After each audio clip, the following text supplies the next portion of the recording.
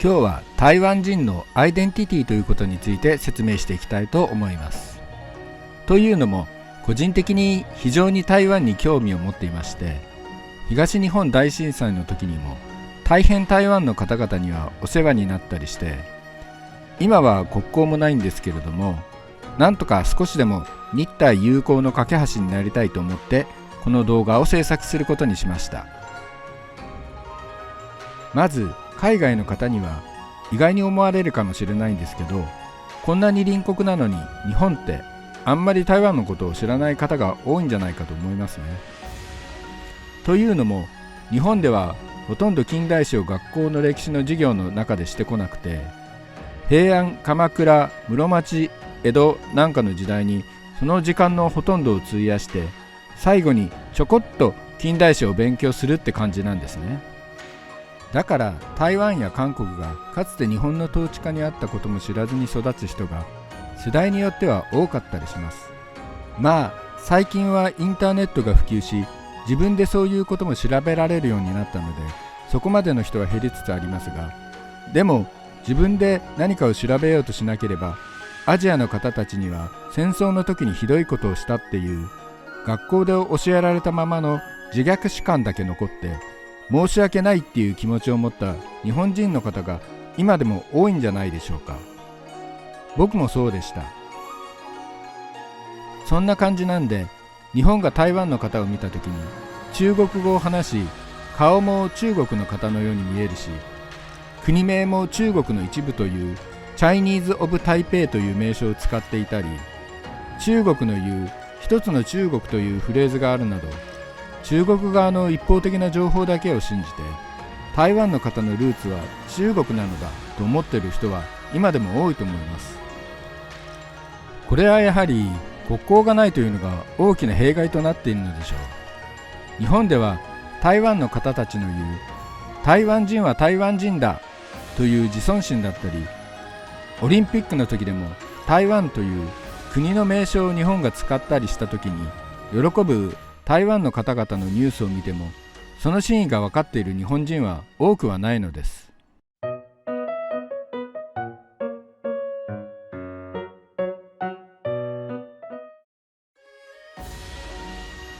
こちらが日本での台湾人に対する認識なんですが、漢民族、いわゆる外省人と言われる人が 13%、本省人と言われる人が 85% を占めていて、台湾固有の原住民は 2% しかいないというのが識者なんかの日本の認識でした。一つ説明すると、この外省人というのは戦後蒋介石とともに中国大陸から移民してきた漢民族のことで、本省人というのは清朝時代に中国大陸から移民してきた漢民族のことを言っています。しかしどうやらこれが間違っていたことが近年の研究で分かってきていたんです。その前に台湾の方たちは自分たちをどう見ているのかというデータも見てみましょう。2015年自由時報では、台湾人の 60.6% が自分が台湾人であると答え、台湾人であり中国人でもあると答えた人が 32.5%、中国人であると答えた人が 3.5% でした。そして1年後の2016年の台湾の国民調査では、台湾人の 80% が自分が台湾人であると答え、中国人であると答えた人が 8.1% でした。そして5年後の2021年、ボイスオブアメリカの調査によると、台湾人の 89.9%、ほぼ 90% の人が自分は台湾人であると答え、中国人であると答えたのは 4.6% にとどまりました。日本とはかなり違う印象です。でもこのデータを見ると、2015年以前の台湾人の認識はどうだったんだろうって思う方もいらっしゃると思います。実はこういった調査が始まる1990年代以前の台湾は、日本と同じように自分が漢民族だと思っている台湾の方が多かったと言います。こうした民族学を台湾の人が知ることができるようになったのは、台湾人で初めて総督になられた李登輝さんの時代になってからなんですね。ではそれまではどうだったのか。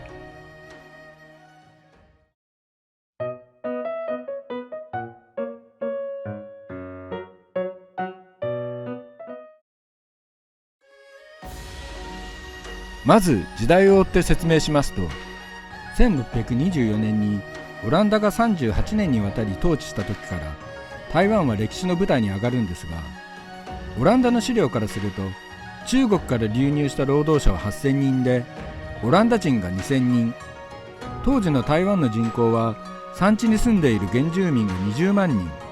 平地に住んでいる原住民が30万人いたといいますから、本省人の数は500分の8程度しかいませんでした。そしてその後、1662年、台湾でも英雄とされ、孫文、蒋介石と並び3人の国神、国民の父と呼ばれた鄭成功がオランダを台湾から追い出し、清から連れてきた中国人が官民合わせて3万5千人。それでも当時台湾の人口は62万人と増えていたので、62分の3という少ないものだったのですが、さらにその後22年経ち、鄭氏一族が清朝に敗れた時には、渡来した者は全員台湾で海賊を繁殖させたくない、台湾を海賊の拠点にさせたくないという中国側の理由で清に帰らされたのです。時代は移り、日清戦争に敗れた清は日本に台湾を割譲します。その際も日本は2年の猶予をもって国籍を日本にして台湾に残るか、自分はチャイニーズだと思う人は中国に帰っても良いという選択をさせています。こういう歴史を見てみると、台湾人の 85% と言われる本省人はどこから来ているのでしょうか。台湾人さえ自分たちが漢民族だと思ってしまう背景には一体何があったのでしょうか。ここには先ほど言っていた清の敷いた身分制度が深く関わってきます。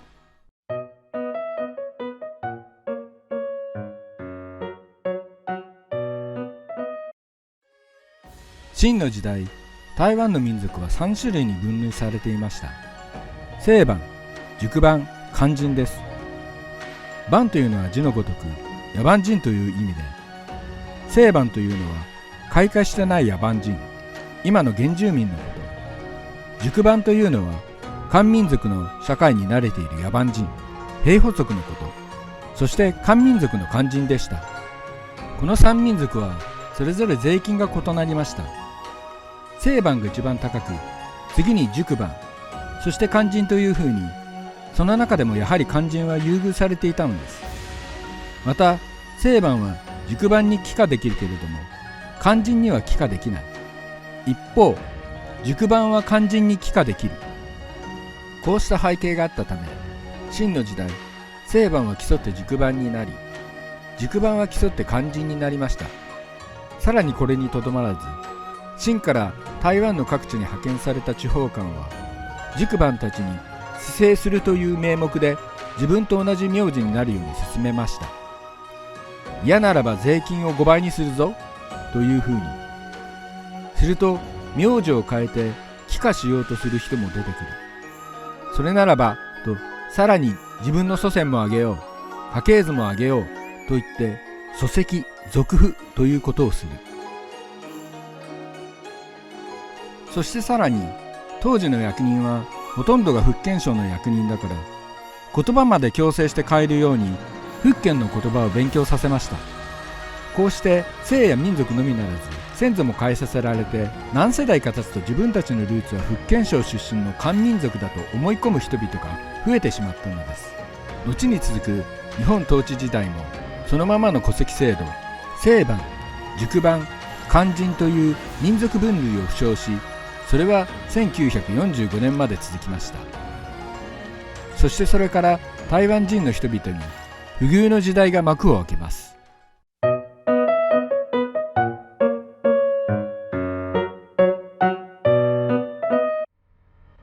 1945年、日本統治時代が終わりを告げ、蒋介石の国民党が台湾を統治し始めると、台湾の人々は今度は日本統治時代とは全く違う腐敗した圧政に苦しめられました。窃盗、汚職、公職の独占、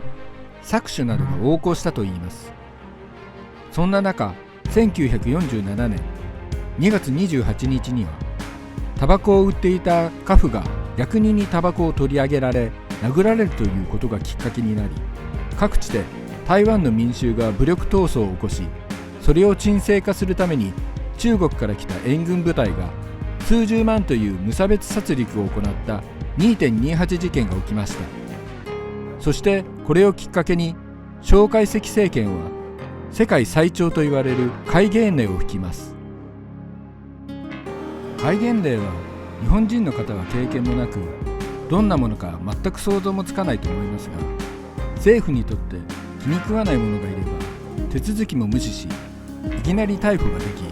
き、いきなり拘留し、死刑にさせられるのです。想像できるでしょうか。ある日突然、いきなり真夜中にジープに乗ってきた白いヘルメットをかぶった憲兵に自分の家族が理由も告げられず逮捕され、行方不明になり、二度と帰ってこなくなることが、これが戒厳令でした。そんな思想弾圧が1987年7月15日に解除されるまで38年もの間、台湾では続いたのです。その間、台湾では日本統治時代のエリートら知識階級を中心に無法な思想弾圧が行われ、14万人が投獄され、4000人が処刑されました。解除の時、白色テロを受けた経験者でもあり、当時副総統にまで上り詰めていた李登輝氏は、解除は当たり前で遅いくらいだと言ったといいます。そして李登輝氏は長い間耐え忍びながら小政権に取り入り、信頼を勝ち取り、1988年総督となり、それから彼が後にミスターデモクラシーと呼ばれるほど制度や法律の改革を進めた結果、台湾の人々が自己のアイデンティティを研究することができるようになっていったのです。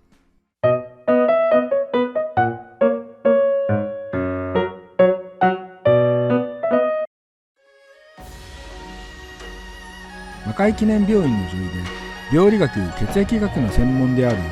日本人を母に持つ林麻里医師の調査によれば、85% の台湾人の 85% が原住民の血統に属するということで、全体で約7割の台湾人が漢民族とは DNA が違うマレーポリネシア系だといいます。南の方はニュージーランドのマオリ族、北の方はハワイと同じ遺伝子の系列で、統計学的にも東南アジア、南半球からやってきて台湾が終点であり、本州と見られていた平埔族は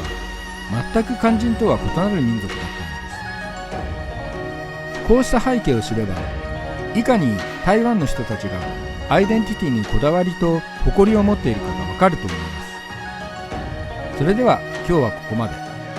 戦争のない平和な世界が来ることを祈りながら、これからももっと台湾の方々と交流ができることを切に願っています。I love Taiwan。